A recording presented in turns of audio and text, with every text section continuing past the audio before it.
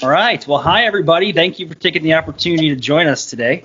My name is Andy Sokolovich, and I serve as the Vice President of Economic Development for the Clinton Regional Development Corporation right here in Clinton, Iowa. And I'm excited to introduce Cari Fenzel to you today. Cari is the General Manager over at Collis here in Clinton. What excites me about this company is they've been around for a long time, probably more than your ages added up together in that classroom.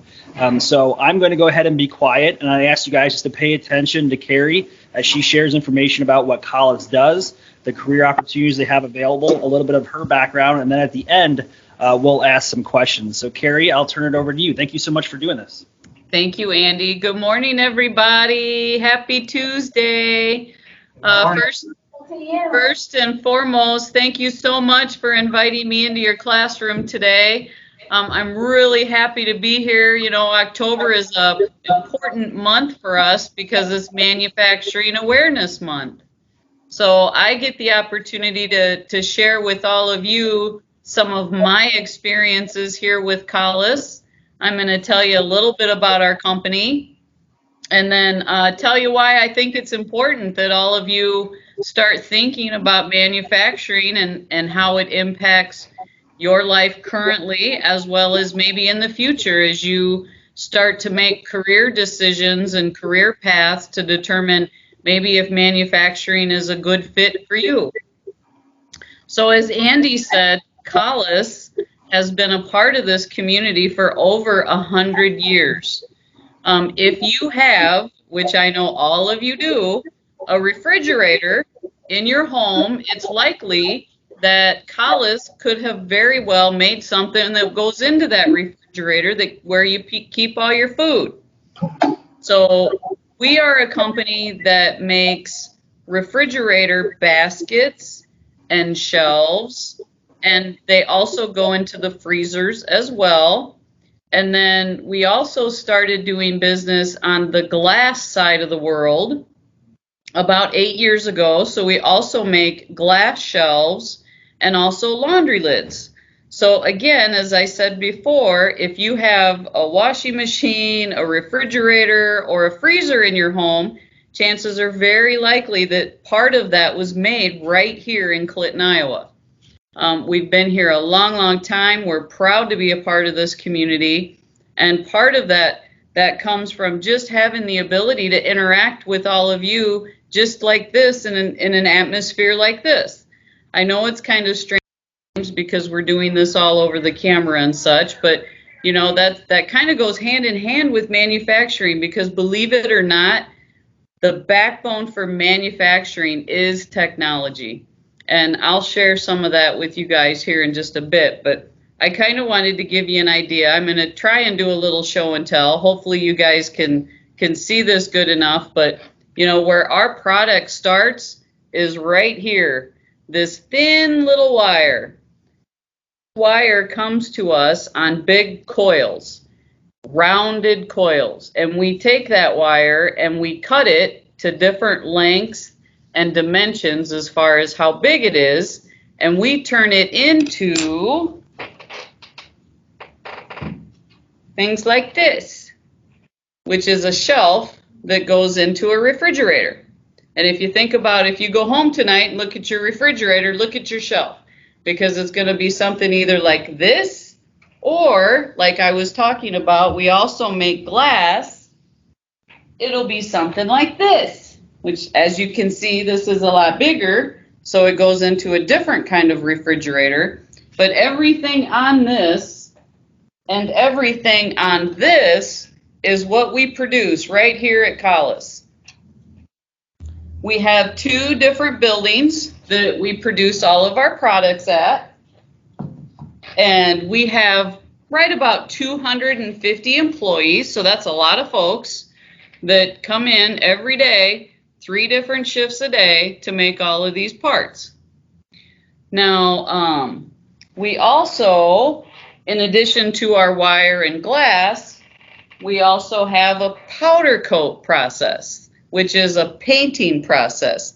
And when you think of painting, you probably think of the traditional wet paint you apply with a brush, that type of paint. Well, we apply paint a little differently to products in that it goes basically through a conveyor process, and we actually spray powder, a dry, kind of like the consistency of baby powder. We actually force that onto our parts, and through electromagnetic force, it actually sticks to the parts that we send through our process.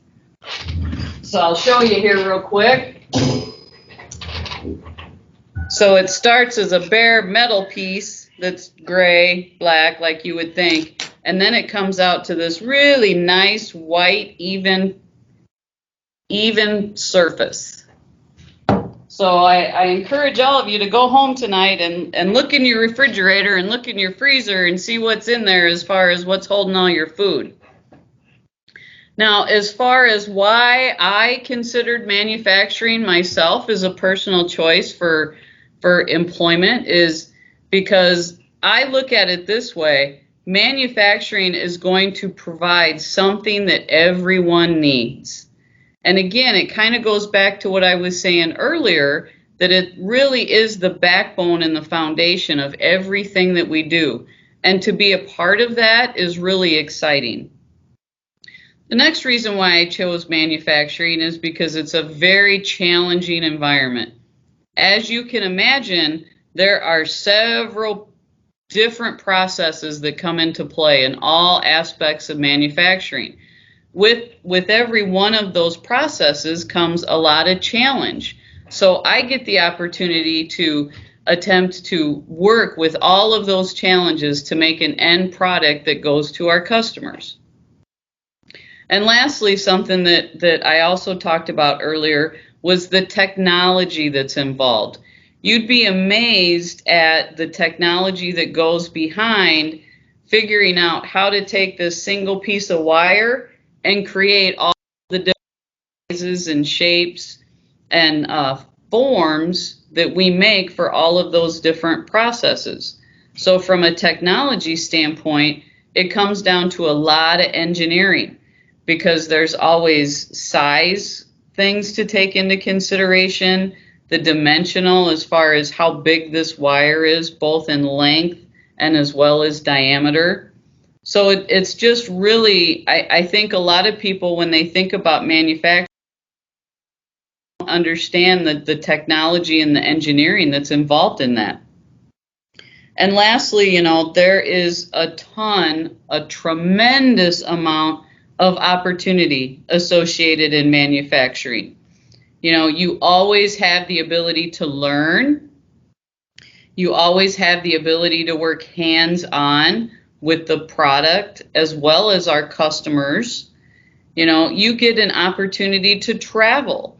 As far as our company here, Collis, yes, we're located in Clinton, Iowa, but we have 12 different manufacturing plants across the United States. So if you plan on not staying right here in this specific area, which I encourage all of you to do when you get older, but there's always opportunities for manufacturing across the country. Also, we also have 2 additional plants in Mexico. So we are most definitely a global company, which most manufacturers are. And then the next piece of this, and I know you guys are a little bit younger, that you're not quite thinking about this yet, but as you get older and you start and think about what you want your career path to be, there is just a ton of opportunity in manufacturing. So you can get exposed to engineering, you can get exposed to technology, you can get exposed to hands-on, the folks that actually make these products, the administrative part of it, the office part of it. So there's just tons and tons of opportunity. The different jobs that we have available for folks comes down to our straight line, what I call the production worker, which is quite frankly where the rubber hits the road. Without production workers, we don't get these phenomenal products that we can sell to our customers and ultimately put into your homes. We have maintenance positions because all of these parts and pieces are made on mechanical machines. We also, again, I talked quite a bit now about the engineering aspect of it. to actually build and develop the products and work hand in hand with the customers in determining what are the next types of products that our customers, you folks and your families, are going to want to have in your homes. You know, we talk a lot about quality. There's lots of opportunity when it comes from a quality perspective, because at the end of the day, if we're not making this part the way that it works for our customer and ultimately for the families that purchase these products, we're not doing our jobs. And then, of course, there's always office type, administrative type of positions as well. So there's just, when you talk about manufacturing, there is just a wealth of opportunity, and it's so nice to just be a part of something. So now I'm going to stop yabbling for a few minutes and see if any of you all have any questions or want me to show you anything that I've talked about so far. I have a question. So how many of you in the classroom have ever spilled something in the refrigerator? Just raise your hand. You go to reach for the milk, it spills, right? Well, what I think is so cool is something that they have at Collis, and I'm sorry if you hear an echo, but when you spill something in the refrigerator, they have kind of what's known as a proprietary design for a shelf that actually stops that liquid from rolling over the side. It almost defies gravity. So, Cari, do you want to share a little bit about what that product is called? Sure. So that is what we refer to as nano, and that is actually what we call our entire production process as it relates to glass. And as Andy was describing, so this is a glass shelf that sits in your refrigerator, and if you spill liquid on it, based on the application that we've put on this glass, it won't go over the sides at all, which is kind of nice. And I'm sure many of you get teased by your mom and dad or aunts or uncles about cleaning up after yourself. Well, when it stays right where it's supposed to stay, it's much, much easier to clean up. And hopefully someday, sooner rather than later, I definitely encourage all of you to come and take a building tour with me, and I can show you that in person. That it's really cool, because it definitely, it's a technology that we're proud of. We partnered with our customers, so it kind of goes back to that whole engineering technology thing that I talked about that sometimes seems to get forgotten about in manufacturing, but it's things like that that we can do to make things just a little bit better, a little bit easier for our customers. Yeah, absolutely. It's a very cool process. So I actually muted the classrooms because I was getting a little bit of an echo there. So if there is questions within the class, please just go ahead and unmute the computer and feel free to ask. If you have any questions regarding jobs, you have any questions regarding Cari's history with the company, please, we want this to be interactive.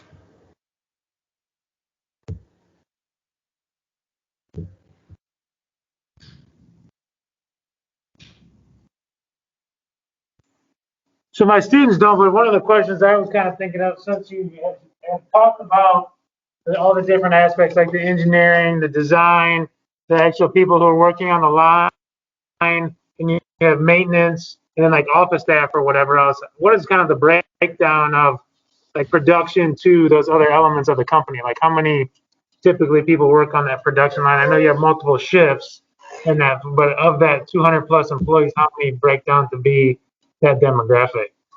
Sure. So for us here at Collis, you know, we're probably pretty close to what I would call a 60-40 split, which means roughly 60% of our folks work actually on the production floor, on the production line. Our production lines consist of, excuse me, two different functions, in that we have something that we call a manual line, and those are all manually operated. They are machines, but there's an actual person who runs the actual production process. And then we have what we refer to as robot lines. And robot lines are where you take less actual people to run the line, because you have actual robots that do the movement from the production process versus an individual person. So about 60% of our workforce work on the line, on the actual machines.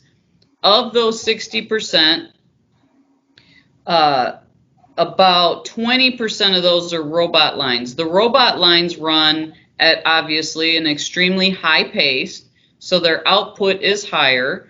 They require more engineering. And there again, if once we get an opportunity to have you folks come and visit us, I can show you all of this live because it's pretty neat to watch a robot line run. Sure. So again, so we've got about 60% that work on the floor. The other 40% are those folks that are more in an engineering capacity, an office type capacity, work on the design of the product. So really it's a pretty decent sized mix between what is actually running production on the floor and what is kind of doing what we refer as to more of the back room processes. Gotcha. And then I guess a couple other follow-up questions from that. So of those people who like work on the production and maybe not the engineering part at this point, what is like the minimum requirements that it would take to apply and that you're looking for skills for a successful person to apply and then try to get a job at your company? So that again, I think really speaks very loudly to the opportunities in manufacturing, because as a production floor operator, we don't actually require any extensive education. So if you're an individual who does maybe not necessarily want to continue and go to college and such, there are opportunities for folks that do not want to, for whatever personal reason, maybe college just isn't the path that they choose to take. Maybe you don't like to go to school every day. However, school is just like your responsibility of coming to work every day. So from a production aspect, our operators that run the machines, they do not require a college background. Our engineering folks, we have folks from both like a 2-year program. The Clinton Community School District here has a really nice 2-year degree program. We get a lot of our engineering folks out of that 2-year degree program. And then the higher, more technically advanced engineering positions, those do typically require 4-year engineering degrees. As far as like the quality functions and the office administration functions, that's the other good thing about manufacturing is a lot of time we try very, very hard to do what we call promote from within. So a lot of times, a lot of our folks that are working on the floor, on the machines, they will actually promote into the quality and the safety of function, the administrative functions, because you learn so much when you're actually running the product that then you can apply that to some of those other functions. Excellent. That was going to be my next question, is there's growth within the company if you start at one position to learn other skills and move your way up. Excellent. And then I guess my final question for now would be, you'd mentioned, I think you said like 12 other places in the United States. What are some of the other places where you guys have plants? So what's interesting for us is the way our company is laid out. Here in Clinton at Collis, we produce, again, the parts that go into refrigerators and freezers. Now, we have 3 different plants across the state of Tennessee, and in those plants, they produce the similar shelves that go into ovens.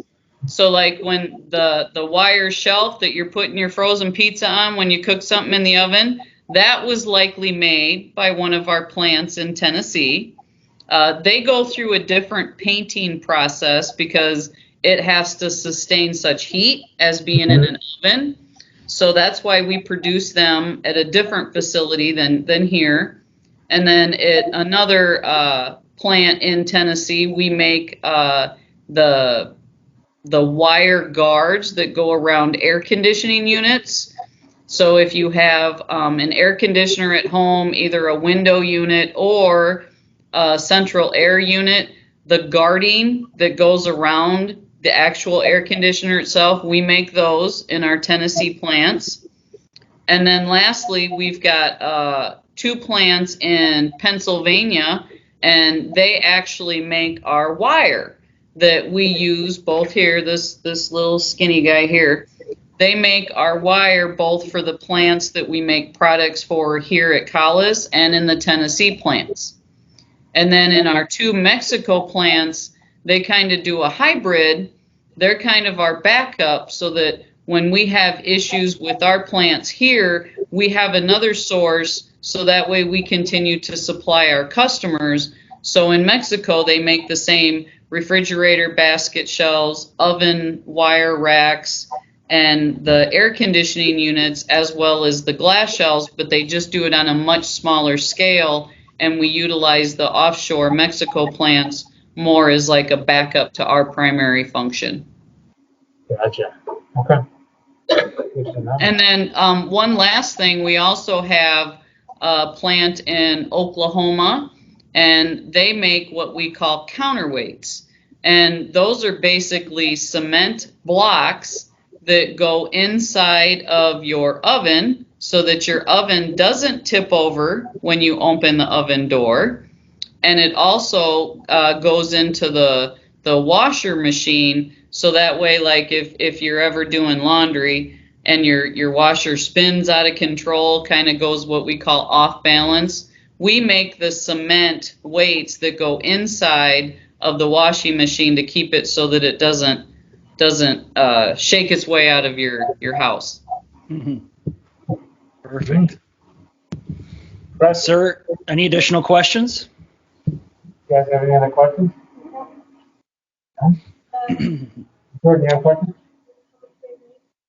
What is if you were starting off on the floor, is there a kind of a range or like a starting out point, like for like a salary or per hour? Traditionally? So on the production floor, our hourly rates range from $10 an hour, which is like an entry level base operator, all the way up to about right under $16 an hour in what we call a robot operator. Okay.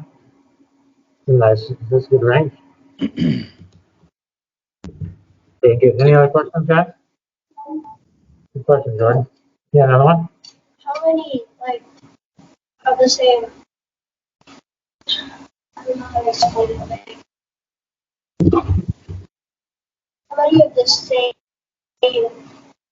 buildings they have in, the She had mentioned they had like 3 plants out of Tennessee, a couple in Pittsburgh, one in Oklahoma, and then they have 2 plants that they do much smaller. Like if something were to happen at their building, like maybe a couple of machines go down and they can't keep their production at the same level, it sounds like they use a couple plants in Mexico to help offset that piece if there was, a shutdown or something, or for some reason there were some complications, but they don't produce at the same level as like the plant here in Clinton. Is that correct?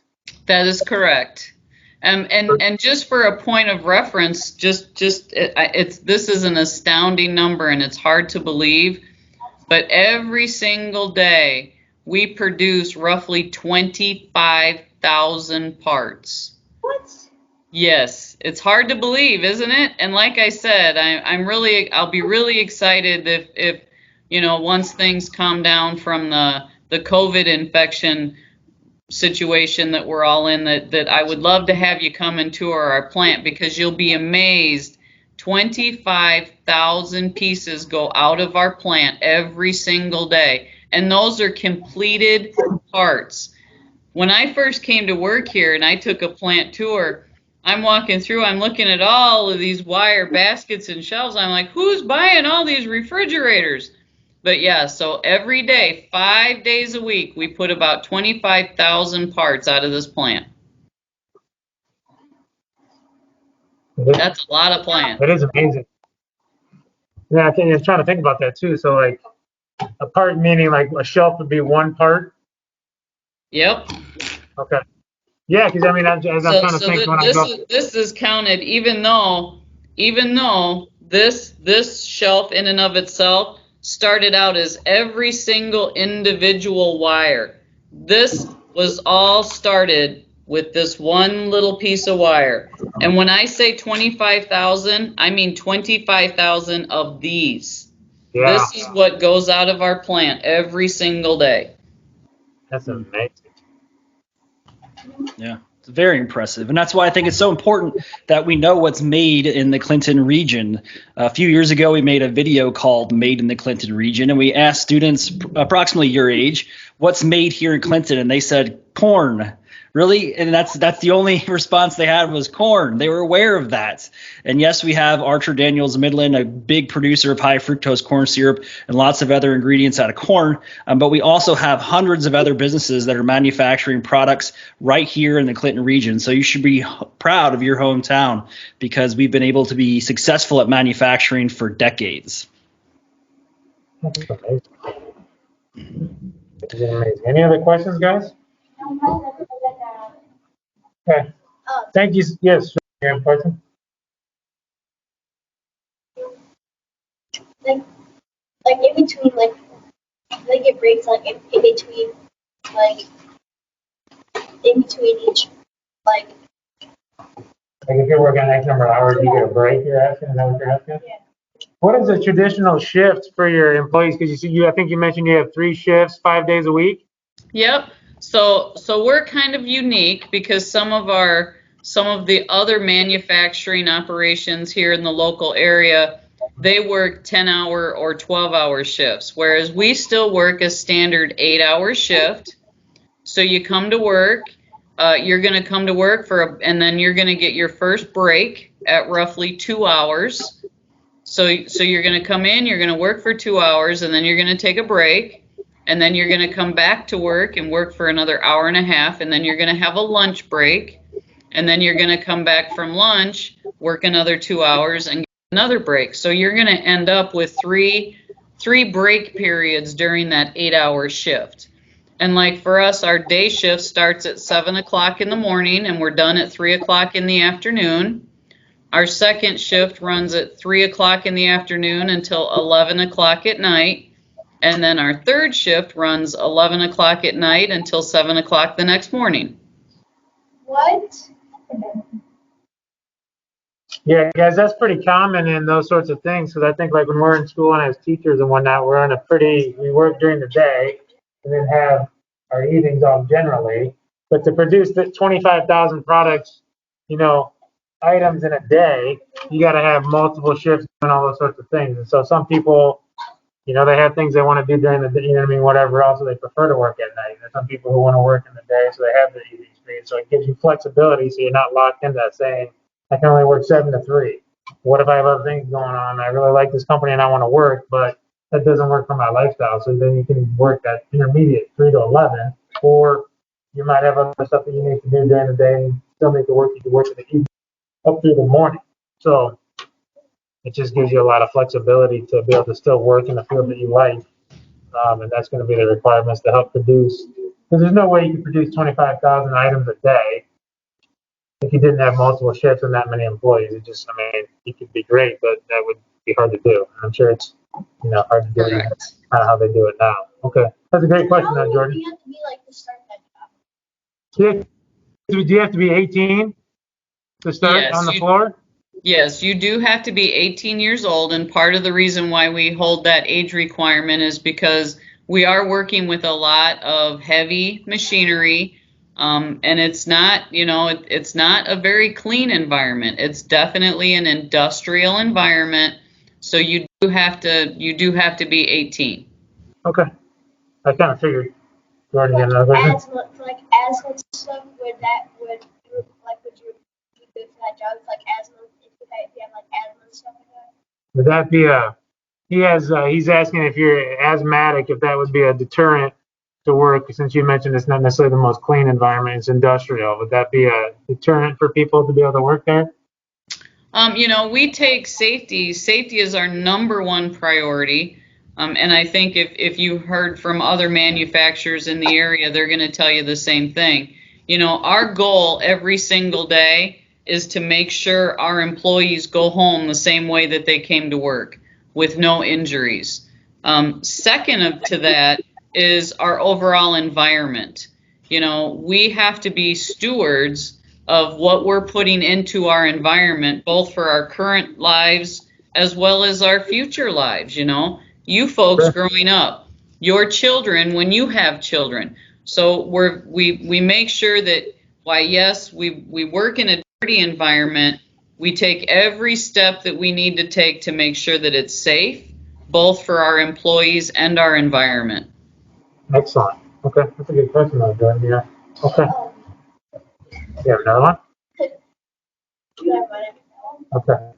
Sounds good. I think you have last call for questions? Anybody? Oh, no, you well, watch your face and like My guess is going to be either bring your own, or I'm sure they have like vending machines and stuff, but they're not going to be like, wouldn't think they'd have a cafeteria, like, you know what I mean, like we do. So, Yep, so we have vending machines on site full of snacks, chips, pop, whatever. A lot of our employees also bring their own snacks. And then, of course, you know, for dinner and lunch breaks, a lot of times people have pizzas delivered. Mm.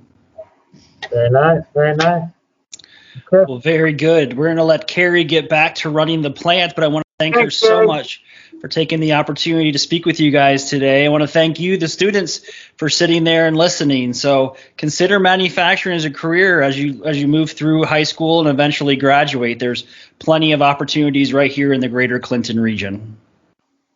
Thank you so much for inviting me into your classroom today. And I really, truly hope that I get to invite you into my plant someday soon. Perfect. Awesome. We'll on that. Thank you so much. Thanks, Andy. Thank you. Bye. Have a good rest of your week. Have a good day.